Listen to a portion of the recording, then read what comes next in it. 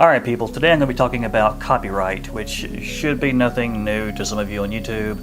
But as someone who's been on YouTube since 2007, I know a thing or two about copyright infringement and all that kind of stuff and what to avoid. But apparently Paramount decided to go after some people on Twitter recently. And yes, this story is going to become old very quickly, but if you're watching this video in 6 months from now, or a year from now, or whenever you're watching this, the copyright laws haven't changed. I mean, they've been this way for decades.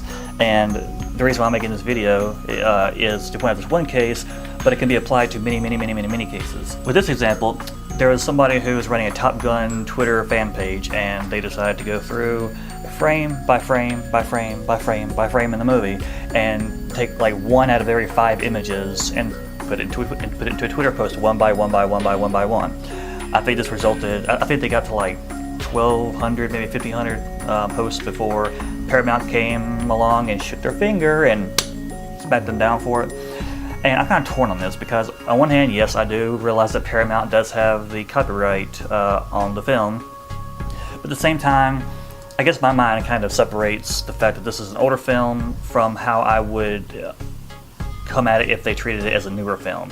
For example, an older film like this, you know, Top Gun, you know, the one that has Tom Cruise in it, and I don't know if there's any other Top Guns out there, but we all know the Top Gun, you know, one of Tom Cruise's earlier films, and it's like, what, 20, 30 years old now? I think it came out in the 80s, so it's like 25, 30, maybe even a little older than that, I don't know. Didn't look up the year before I made this video. Main point is, it's an old movie, and most people have already seen it. I'm pretty sure it's aired on cable TV hundreds of times by now. I've seen it, but it's been probably 10 or 15 years since I've seen it, so I could probably rewatch the whole film again and almost to be like new, because that's just how I am with movies, which is why I also have a movie review channel. I'll link that in the description. I'm working on content for that as well. But in this case, I guess technically you could see potential spoilers in these images, but really, who's going to go through every single image posted to a Twitter account just to watch a movie? No, it didn't have sound to it. It probably didn't have subtitles in it at all or anything of that nature. It's just a gigantic waste of time. Even if every single image from the movie had been posted, that still isn't the cinematic experience. It still isn't. It's still nothing like watching the movie. You can't really get any spoilers for a movie that's already been out that long. Although I can understand that they can technically do about this video is not about what they can technically do. This video is about what is a common sense approach to this kind of thing. Now I can understand movie companies wanting to exercise their copyright rights. Like for example, say it's a new Bond movie. For example, you know, James Bond movies have been around for ages. Say it's a new Bond film, and somebody starts doing this.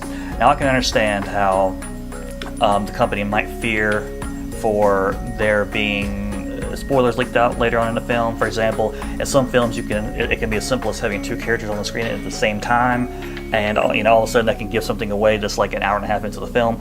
So I do understand from that perspective, but at the same time, if it's a newer movie, I would be more sympathetic to it. But since it's an older movie, I find it kind of harder to be. So do you think they were right for bringing the smackdown on them on a movie this old? Do you think it would have been more justified on a newer film? Anyway, thank you for watching. Feel free to leave your comments below, and I shall see you next time.